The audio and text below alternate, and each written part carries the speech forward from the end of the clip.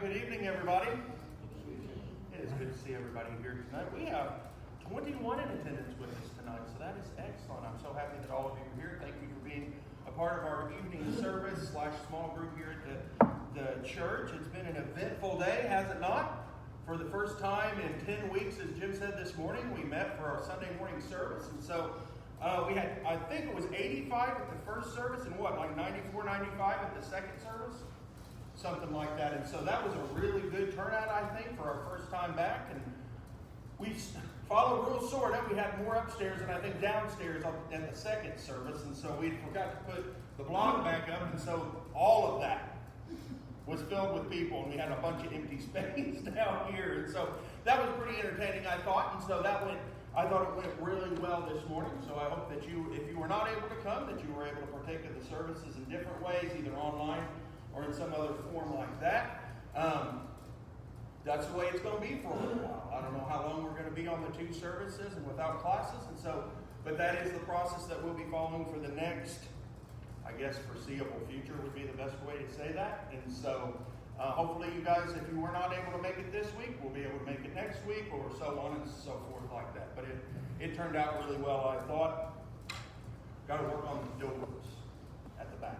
It was really loud. Some of them trucks going by. And so, but either way, that was nice. Opening song is number 21. Opening song, 18. I'm reading the wrong side of my paper. Dude, you said 8. All right, now he says it's 8. He has changed his mind. So opening song is number 8. Number 8, I apologize. I guess I just misheard what he said. I don't have a whole lot in the way of announcements because I forgot to bring my announcement sheet back here with me after my class this morning. But just remember that we're going to have our youth minister candidates come in next Sunday. Next Sunday we will have what is his first name? Nick Wynn will be here. He was one of our youth interns a couple of years ago, and he's going to be coming in and trying out for our youth minister position. That'll be exciting.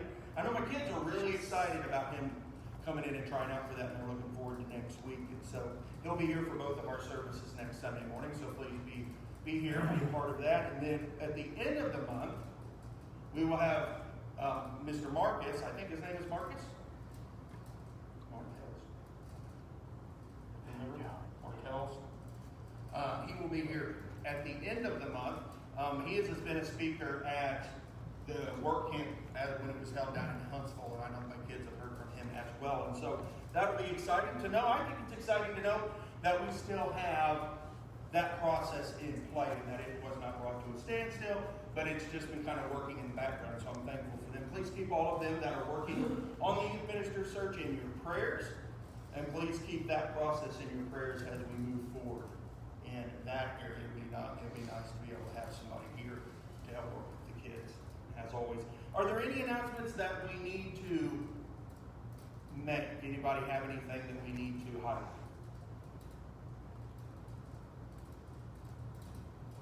Don't forget about VBS will be coming up here in the month of June.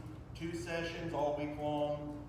If you would like to volunteer to be a teacher for that, I'm sure Miss Terry would be more than happy to put you to work. Please call her or talk to her, let her know that you're interested in that. Okay. No announcements. Awesome. All right.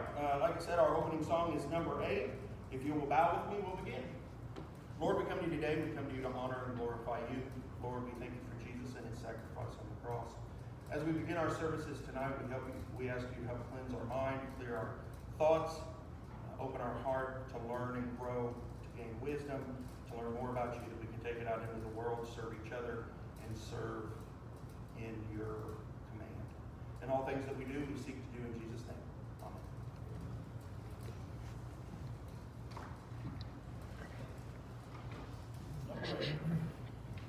Amen. This is my Father's world, and to my listening ears, all nature sings, and round me rings the music of the spheres. This is my Father's world, I rest me in the thought of rocks and trees, of skies and seas, and the wonders wrought. This is my Father's world. The birds their carols raise, the morning light, the lily white, declare their Maker's praise. This is my Father's world. He shines in all that's fair. In the rushing grass I hear him pass. He speaks to me everywhere. This is my Father's world. Oh, let me never forget that though the wrong seems all so strong, that is the ruler yet. This is my Father's world. The battle is not done. Jesus who died shall satisfy earth and everyone.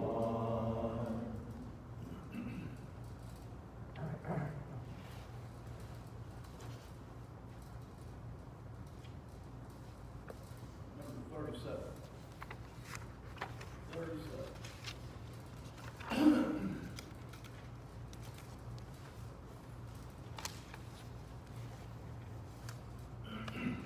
Sing the first, second, fourth.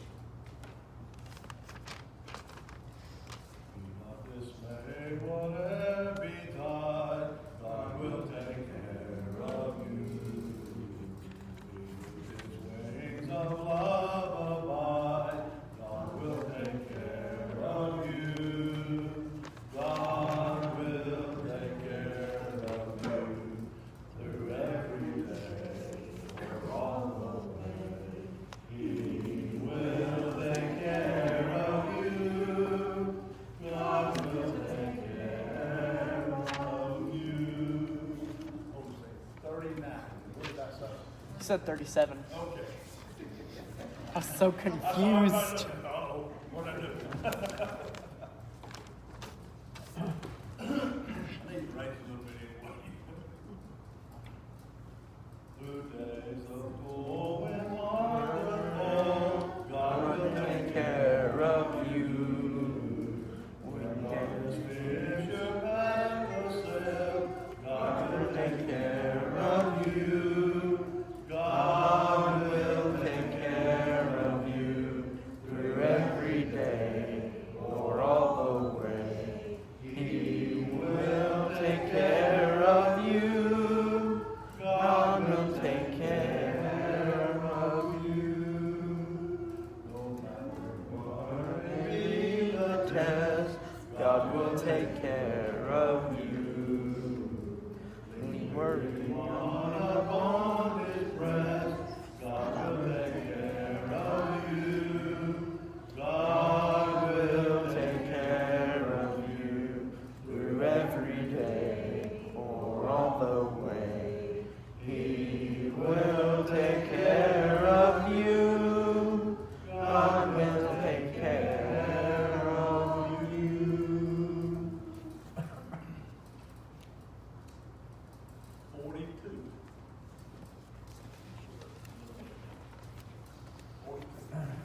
42. My God and I will Fields together, we walk and talk as good friends should and do. We clasp our hands, our voices ring with laughter. My God and I walk through the meadows too. We clasp our hands, our voices ring with laughter. My God and I walk through the meadows too. He tells me Of the years that went before me, when heaven planned were made for me to be, when all was but a dream of inconcession.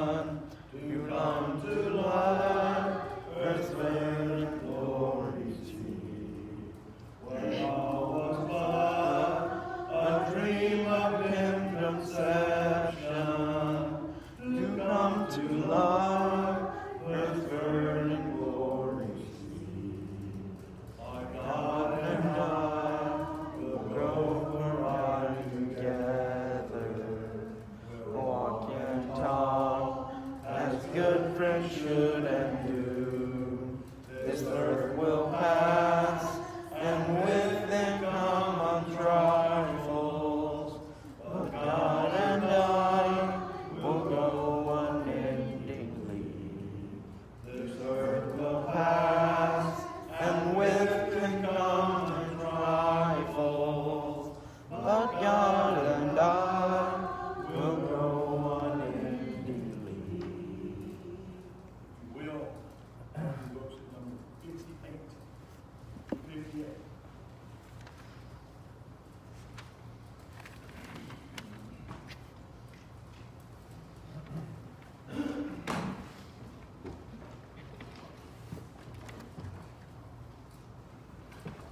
Well, good evening, everybody.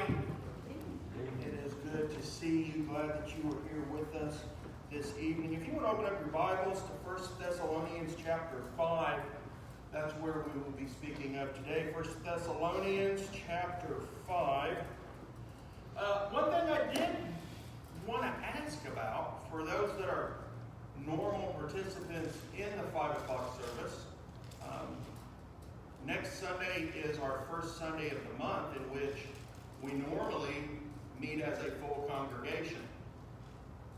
And I have not heard anything about that process. Does anybody have any information as to what we're going to do?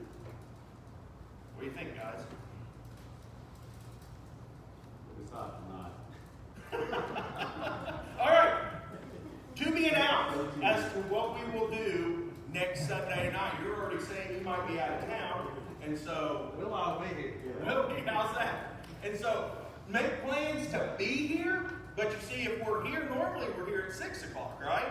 And so I really don't know what to tell you. And so as of right now, let's shoot for 5 o'clock next week, and we'll see what happens. If something changes, we'll let the church know. How's that sound? Does that sound good for y'all? Ruth's giving me that skeptical look. She doesn't know. All right. Well, that is just something that popped into my mind while I was sitting there thinking about next week and what we were going to do and whatnot like that, because that's how, I don't know about you, my mind runs about 3, 4, 5 years in advance, it seems. And so we'll get that information out depending on what it is we do. We may just continue on as we are just because of, well, everything's kind of higgly-piggly. And so, that's a weird word, weird phrase. But we will let you know what we're going to do. Sound good, guys? Sounds good. All right. So, it's great to see y'all. Glad you all are here. We're going to start just a couple of little sermonettes, I guess, is what we're going to do, where we were working in the Sermon on the Mount. Since everything took a break, we're going to continue a little bit of break from that. We're going to do something just a little bit different, talk about a little bit of something else. Because kind of what I want to think about is all the positive aspects. I want to talk about the positive aspects of Christianity. I want to talk about the positive side of being a Christian. Sometimes, I don't know about you, I tend to sometimes kind of sit in the what you thou shalt not do. I don't know about you. Do you ever feel like you're like that? You're just like, well, I've just got to always tell them what they can't do, and I need to make sure they know what they shouldn't do, and I need to make sure that, you know, and so sometimes I get to thinking to myself, man, Andy, you're kind of negative when it comes to what you share and what you speak. And, well, I'm going to shift that just a little bit. I want to talk about some positives as it comes to being a Christian, and kind of positive ways that we are to be. And so this is going to come out of 1 Thessalonians chapter 5. We're going to hop our way over to, verse 16, really. But we might come back over to 12. Let's take a look at 12 first.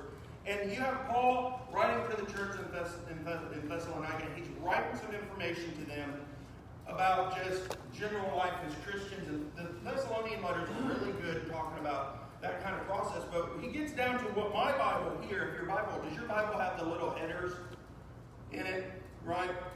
Where the people who do the translations and set up the particular way that these are put together, put the little headers. I love the little headers. This is kind of labeled as final thoughts. Kind of some thoughts that Paul has at the end of the letter to them. And I think he covers a lot of really good information. So let's take a look at this. But where we're going to focus starts about verse 16 is where we're really going to focus our time.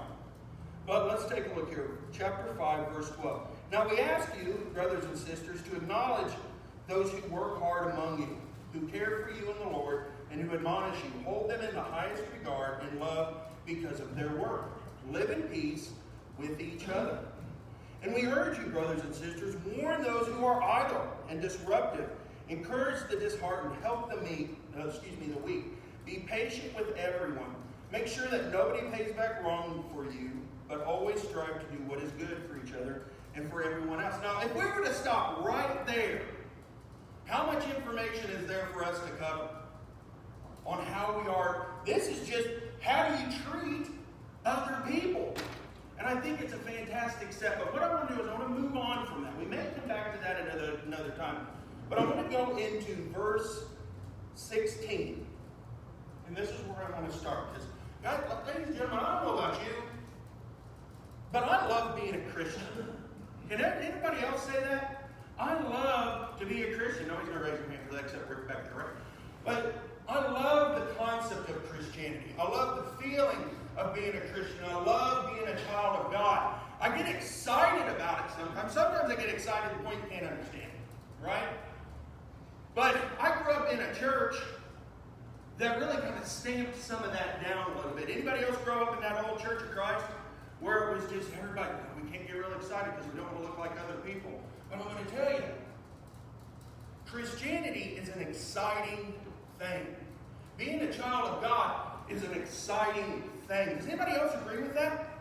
Does anybody else think that there's nothing better in this world we could have than our salvation given to us by God? Right? That's the greatest thing you will ever receive on the planet. You can't get a cooler car, you can't get a better house, you can't get a larger bank account, you can't get the coolest phone. Right? Not my phone. But none of that compares to the gift that we have been given through the death, burial, and resurrection of God. Jesus. Say Jesus, it's okay. Jesus, that's right. There's nothing we have compares to that. And let me ask you, are we as excited about that as we are about a new car? When was the last time you bought a new car? Man, that's cool. And you do what? You kind of show that car to everybody, right? You take it out and you wash it. You keep it clean on the inside. You insure it to make sure that if something were to happen to it, what? It can be replaced. But you want everybody to know. No, I'm not being proud now. I'm humble, but I love my car, right? And so you show your car to everybody. I've used the example. Have you ever found an electrician or a plumber that you really like? Right? Who uses Jimmy Johnson? Right? He's a good guy. Does great work. You tell who? Everybody. Don't you? When you find an electrician or plumber or mechanic or whatever, when you find something that's awesome, you tell everybody. Right? You find something cool online, you tell everybody. You find a new product that you really like, a new appliance. That's one of the things that I like. If you get this, you like to tell everybody about it because you are rejoicing in that new thing or that new service or whatever it is. You get really, really excited about it. Do we do the same thing in our faith? Are we so excited about this gift freely given to us by God through Jesus that we can't help but show it off? We can't help but tell everybody about it. Because look at what he says here. He's talking about what is God's will for us. When you try to figure out what it is that God wants for you, this is some of the things that God wants for us. There's a lot of different things that God has willed for us, but I want us to spend a little time focusing right here in this little bitty chunk of verses 16, 17, and 18. Because I think it's important to understand what God wants of us. The first thing he rattles off here is he says what? Rejoice. Well, when things are good. Rejoice when things are going great for you. Man, let me tell you about Jesus and how awesome my life is. When does he tell you to rejoice? What's the word used here? Always. Rejoice always. You ever met those people? That are just joyful? That just rejoice or rejoicing all the time? You meet them. How's things going? Things are going great. Jesus loves me. You ever heard those people? You ever met those people? Most people look at them and go, what's wrong with that person? Don't they know they're supposed to keep their faith silent? Shh, you can't talk about Jesus. God wants us to rejoice always. What does that look like? What is it that we actually rejoice in? Who was joyful that they were able to come back to church this morning and meet as a collective? I don't say we were able to worship again because a lot of us were worshiping at home, right? A lot of us were watching the videos or watching videos from our church or our 50 different churches that are pumping that information out right now, which is awesome. Listen to the daily devotionals that our men or women are doing every single day, and they're working so hard at it. I'm so proud of all of them that are doing that, Alan. I'm so proud of them for working so hard at putting that information out for us. Gathering, if not online, to do communion. But today, we are able to gather again as in His assembly. How many of you were joyful for that? There were a lot of people that came what? To both services. I got here this morning about 8:20. And a bunch of people were here. There were a bunch of people. And then when services let out, then everybody came back at 10:30. There were even some of the same people who were here because they were so excited that they got to spend the day worshiping God. They were rejoicing in that. They were excited. But what does He want us to rejoice in? Let's take a couple of looks at some of the things that we can rejoice in life. Ecclesiastes, if I can get that word out, chapter 11, verse 9 says that we were to rejoice in our what? Our youth. Anybody remember your youth? 1, 2, 3, 4, 5, a couple. Some of us, you're only as old as you what? Feel, very good. How many of you feel 124? Down here, right? Some of us feel a little older than maybe we are because we've worn our bodies out because we spent a whole lot of time rejoicing in our what? Youth. Right? We did a lot of good things in our youth, so we've worn ourselves out. But what's He want you to do? He wants you to rejoice in your youth. Enjoy your youth. Be thankful for the youth that you have. Ecclesiastes 2:24, chapter 3, 12 through 13, 22, 5, and 18 to 20. He wants us to rejoice in our work. What work does He mean? I don't know that He clarifies specifically. But what kind of work do we? Well, pretty much anything. Who's thankful to be able to work? Who can rejoice in the fact that you have a job that pays your bills? I've spent 25 years in retail. Then I went into the counseling field. You know what? Either one of those, throughout everything that's happened over the last couple of months, I would have still been working. I am extremely thankful that I had the opportunity to continue working, and I rejoice in that. I rejoice in my ability to put my hands to work, to be able to provide for God. I love the opportunity to serve God in my work to Him. Or do we rejoice in the opportunity to do that?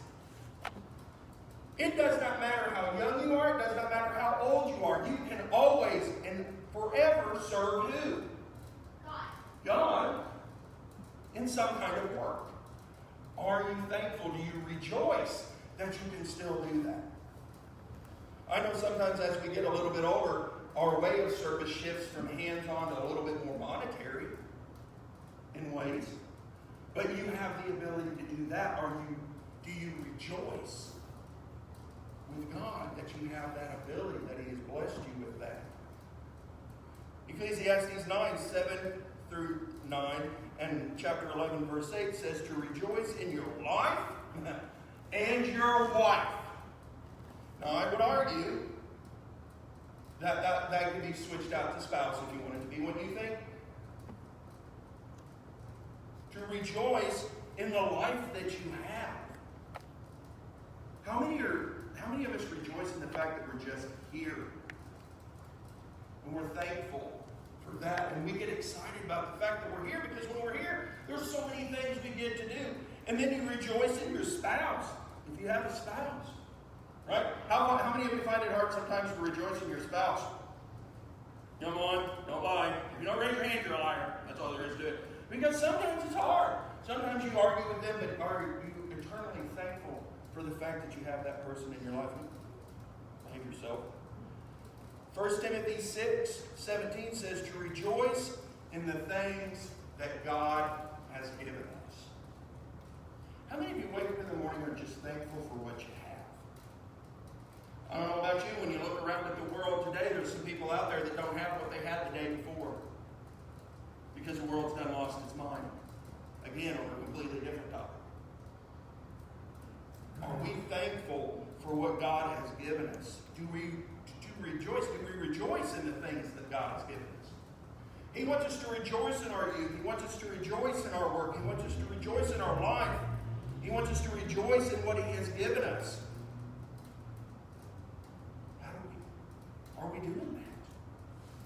Do we wake up in the morning and say, thank you, God, for everything that you have blessed me with? You know what? Thank you for even blessing me in the hard times. Right?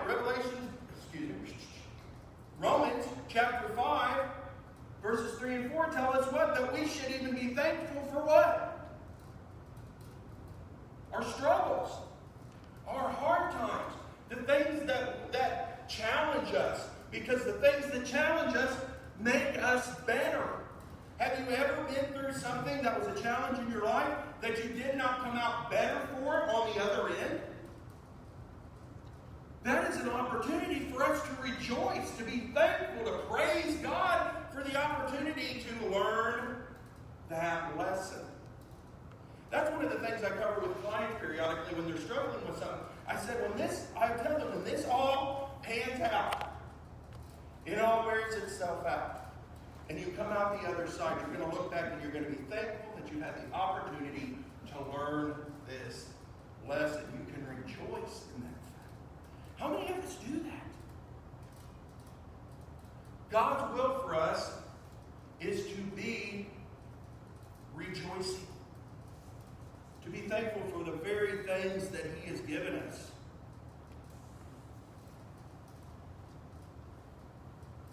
What else can we rejoice in? Can we seek ways to rejoice? What if we were to rejoice for?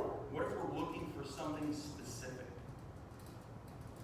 What about physical and emotional strength?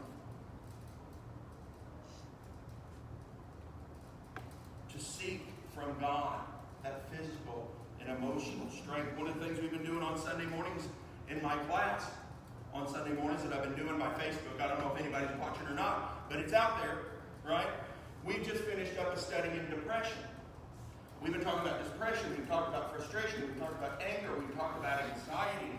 We've talked about these things that weigh us down, that keep us from rejoicing because we're looking at life in such a hard and negative way. What if you turn to God and say, God, I want to rejoice in physical and emotional strength. Proverbs 12:25, that anxiety weighs us down. That signs and feelings of anxiety where we're just weighted down in depression, where it just kind of holds us down, and we're not able to get up, and we're not able to be excited, we're not able to be enthusiastic. I love that word, right? Do we seek a glad heart? That all goes into the concept of the anxiety and the depression. A joyful heart, a glad heart. Do we seek that? Are we thankful for the opportunity to have physical and emotional strength? You wake up in the morning, you've had a bad couple of days, and you are thankful that day because you don't feel that anxiety, you don't feel that emotion. Do you rejoice and thank God for it? Do you stand up and say, thank you, God, for giving me the opportunity to break free from that? Do we rejoice always for physical strength? Excuse me.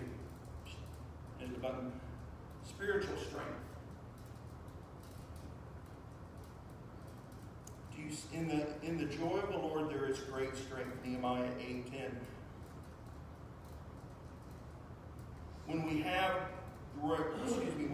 joy in what we believe, we abound in hope, Romans 15, verse 13. When we are joyful, it helps those around us to be joyful. Did you know, when I worked for Walgreens here, I was hired in, they had an entire staff of management. And I don't know if you've ever taken over a place that had management. When you take it over, that management team rarely goes well.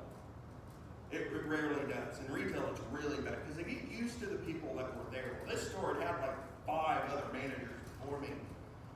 And so they were just kind of used to doing their own thing. Well, I don't really run a store like that. I got a unique idea on how things are to go, and I'm very profitable at what I did.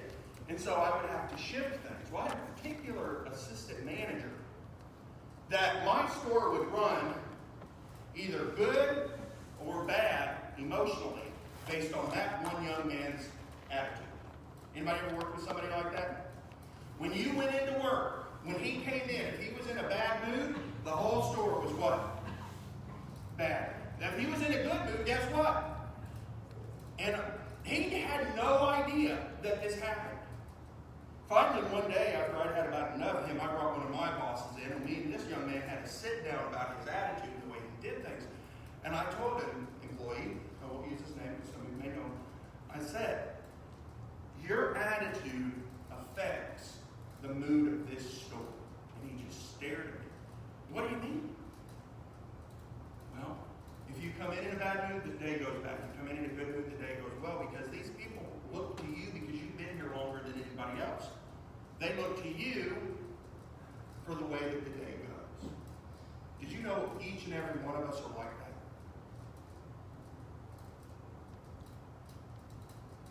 Your attitude and the way that you interact with each other and the way that you present yourself emotionally, physically, whether you're joyful or you're negative, affects all the Christians around you. Did you know that? Did you realize that you have that kind of power? Have you ever seen that? Do you realize you have that kind of power? That if you walk in the door and you are joyful and you are excited and you are happy, that you will bleed into the other people around you. You ever seen that done? You ever seen that happen in the church? Right? You got a couple people that walk in and they're always what? Always smiling. And it just makes you feel good to what? Doesn't it make you feel good to just see them? Don't you just hope they're there? I'm fixing to embarrass Shannon because Shannon is always smiling. Always smiling. I miss her when she's not here because I know no matter how good or bad the sermon's going, she's going to what? She's going to smile. I've had many people over the years in congregations that were like that. That you could count on them to have a positive smile, to have a positive outlook, to have a positive word. They were joyful. They are joyful in their salvation, and you know what they do? They share it with everybody. Did you know that that's what we're supposed to do? And we truly can make a difference. It says here, when we are joyful, it helps those around us to be joyful. If you're cranky and negative, guess what? Yeah, what you need to be is joyful. But you tend to affect the people around you. And I don't know that people realize that. I don't think people realize the effect they have on each other and how they can influence each other. Look for ways to positively influence each other to be joyful for God. How are you feeling today? Ken, how are you feeling today? Well, I'm a little down. Dude, I'm sorry that you're feeling down. It's a beautiful day, isn't it? Look outside. Did you take a ride today? Right? Get to know each other. Get to talk to each other. Find out their life. And then you can help them in that process. Because if you just smile, pat them on the back, what that's what? Right? Give them a hug. You can make a difference in their life. And we can always be joyful in the Lord. One of the things that we can always be joyful about, we be joyful that we're back in church together. We can be joyful that we have jobs. We can be joyful that we have health or spiritual strength. But one of the things we can always do is we can always be thankful and be joyful that Jesus Christ is our Savior. That Jesus Christ came to earth, lived his life, died, and was resurrected for us. For us. For me. I'm 2,000 plus years past the birth, death, birth, and resurrection of that individual, but yet I know that he did that for me. I don't know anybody that's done anything like that for me in the past. But yet he did. And I can be joyful for that fact. I can be joyful that he has made a promise to me and that his sacrifice has made that promise possible. That by following him, I have the opportunity to have salvation. And I have that gift. That no matter what happens here on earth, I know that there's something better that awaits me. Is that not something to be joyful about? Is that not something to rejoice in? Is that not something that you want to tell everybody, especially when the world comes apart at the seams? That you know what? No matter what the world does, we have a promise. And we shout it to the rooftops and we scream it out the doors and we tell everybody about it. Or do we hunker in a corner and hide? What do we do? Well, I tell you, God's will for us is that we rejoice. And he says it right here, rejoice always. Next week will be pray continually. Depending. Not depending to pray, don't misunderstand that. Whether we meet or not next week, depending on what we do. But we are to rejoice always. How do you put that to work in your life? How do you activate in that life? How do you turn to God and be rejoiceful in that? Well, study the Word, meditate on His teachings, sing praises. You know, what is the one thing people have said they miss the most about congregational worship? Who says singing? Raise your hand. How many of you have missed that? Right? That's one thing Sherry said she's missed the most about congregational worship is the singing. Getting together and singing praises to God. That is a form of rejoicing. Rejoicing to God. So we spend time in His Word. We meditate upon His Word. We sing praises to Him. We spend time with fellow Christians. Right? And we work on ways to lead people to the joy that we are rejoicing with. Are you living your life like that? Have you turned your life into one that shows the world how excited you are about what God has freely given you, about the sacrifice that Jesus has made? I encourage you to take a look at your life. As we make a challenge, it's always good to challenge. Make a challenge. Take a look at your life. See what you are doing. See how you are living your life. Are you rejoicing in what you have, or are you hiding in the corner, keeping it quiet, right? Hide it under a bushel. What's it? She's not going to do it. Daniel, hide it under a bushel. No. There you go. I got to get his attention rolling, right?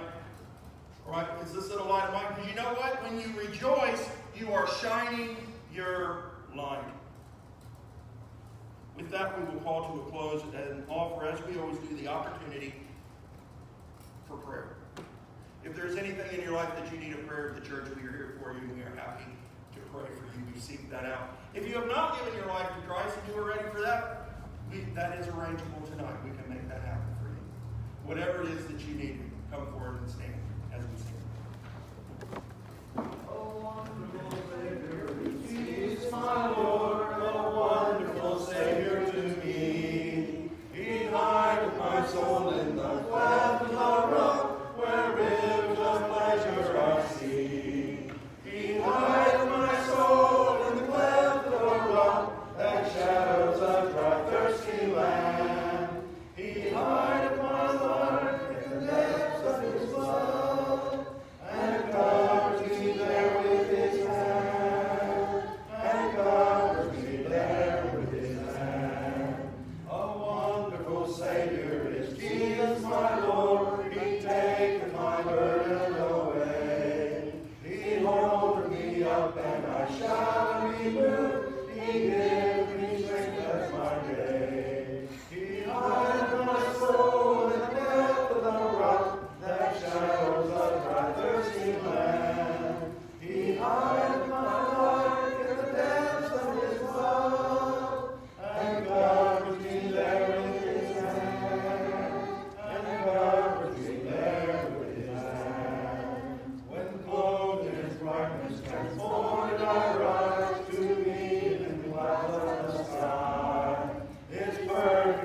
salvation, His wonderful love, I'll shout with the millions on high. He hideth my soul in the cleft of the rock, that shadows of my thirsty land. He hideth my life in the depths of His love, and covers me there with His hand, and covers me there with His hand. Please be seated. During this time period, while things are kind of in upheaval, whether some are coming into services or not coming into services, we are offering the opportunity for communion during our service. And so, if you needed one, I hope you picked up one in the back. If you have not picked up one and need to, please go pick one up. Is there anybody that needs to? Oh, or they're actually in its chairs. Thank you very much. I forgot about that. And so, if you need one of those, grab them from the pew in front of you. And if you will bow with me, we will offer communion together. Lord, we come to you today. We gather together around your table. Lord, we come together and worship you and praise you, specifically to remember the sacrifice upon the cross. And as we take this bread, which is a remembrance of the Lord's body upon the cross, we ask that you help us to remember that sacrifice. In Jesus' name we pray. Amen.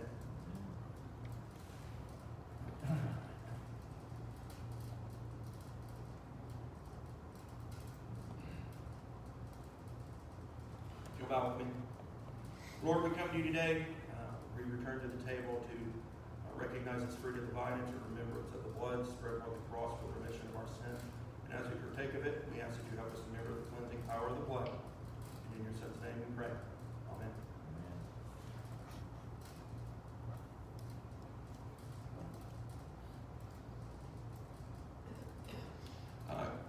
The collection plates have been left spread amongst the building here. If you need to make a contribution, please do that after services if you want to. We have one up front you can drop in, one on each side of the windows if you need to do that. Thank you very much, as always. Are there any announcements we need to make before we close? I'll let you know about next week. Mr. Camp, would you do closing prayer? Stand, please. Dear Lord, we come to this time thanking you for such a great opportunity that we've had to come together to not only sing praises unto you, but to look at your word and to realize how we need to apply it to our lives and how we really, truly have so much to rejoice about. Dear Lord, we ask that you be with us this week, that you help us that we might live in accordance with your will, that we might rejoice always in the fact that you're with us, that you offer us a great salvation. Dear Lord, we ask you to guide us in direction each step of the way. These things we pray in God's most holy name. Amen. Please put your songbooks, if you would, on